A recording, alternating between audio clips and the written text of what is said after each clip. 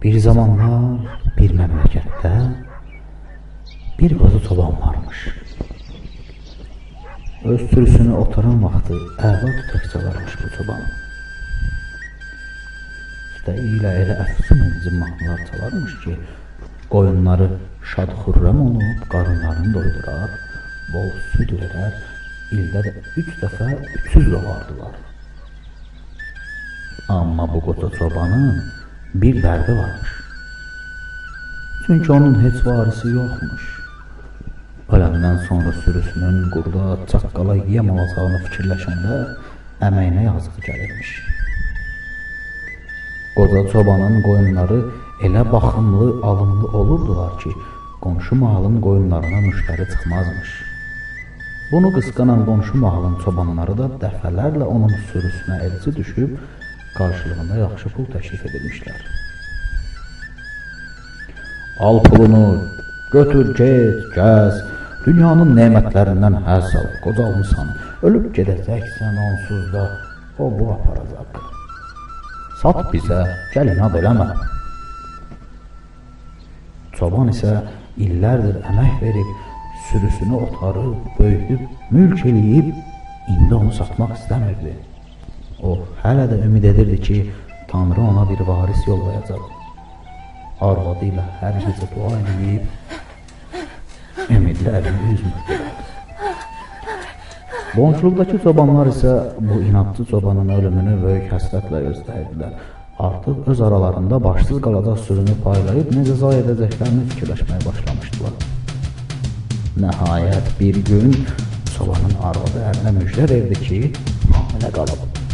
Düz 7 ay 7 gün sonra bir övlad dünyaya gətirəcək. Beləcə, ər-arvad uşaqlarının doğuracağı kimi sevinclə gözləməyə başlayırlar ki, göz açıb bağlayana qədər bu vaxt düzəlir. Tanrı çobana bir oğlu verir.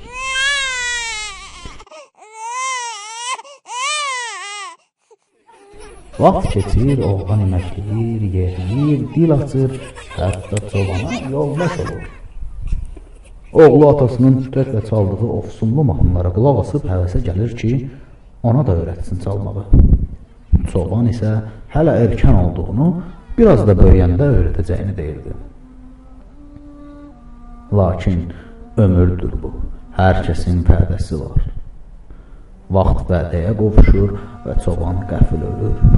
Canını tapşıran vaxtı oğluna tütəyini verib deyir ki, bağışla, sənə öyrədəmədim çobanlığı oğul. Sürü də, ailəmiz də sənə əmanətdir oğul. Biri də sürünü heç kimə əmanət eləmə ha. Artıq sürünün yeni çobanı balaca çobandır. Amma o atası kimi ofsunlaydı tütək çala bilmir. Tütək səsinə öyrəşmiş sürü otdan, sudan kəsdir, bala verməməyə başlayır. Çobanın ölümündən sonra torpaq öz bərəkətini itirir. Quraqlıq vurur olanı. Sürünün vəziyyəti pisləşir. Uzaqdan uzağa vəziyyəti görən qonşu çobanlar başlarlar uza səslə öz mahnılarını çalmağa. Hərəsi bir tərəfdə durub öz mahnılarını çalırlar ki, balaca çobanın qoyunları onun sürüsünə tərəf gəlib qarşısın. Bəzi qoyunlar onların ofsunlu mahnısına alınıb gedirlər.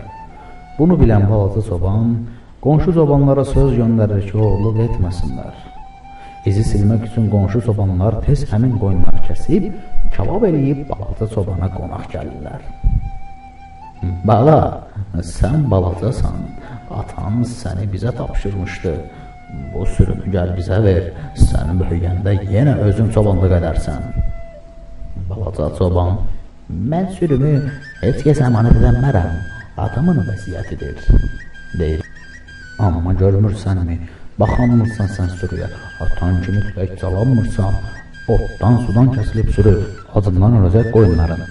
Gəl heç olmasa biz sənə öz sazımızdan, sözümüzdən öyrədək, onları çal qoyunlarına. Yox, mən ancaq özümünkünü çalaram, yoxsa necə çobanam mən, deyir balaca çoban. Balaca çobanın tərsliyini görən qonşu çobanlar ona deyirlər ki, yaxşı, gəl biz sənə heç olmasa keçi verək. Keçilər ən dadlı ot, ən şirin su hardadır yaxşı bilirlər, gəl tərslik eləmə. Balaca çoban onların bu sözünə inanıb razı olur. Qonşu çobanlar hərəsi bir keçi verib gedirlər. Ertəsi gün sürünü otlağa çıxarmaq istəyən çoban mat-məəttəl qalır. Sürüsünə deyir, hə, bu yandan ha qoyun. Sürünün yarısı bir tərəfə, o bir yarısı başqa yana gedir. Tez sürüsünün önünü kəsib, hə, bu yandan ha qoyun deyib ağzını bir edir, alınmır. Beləsə gah o tərəfə, gah bu tərəfə qaçan balaca çoban axırda taqətdən düşüb yerə yıxılır. Atasından qalan sürü isə hərəsi bir keçinin arxasına düşüb, dağları aşır, gözdən itirlər.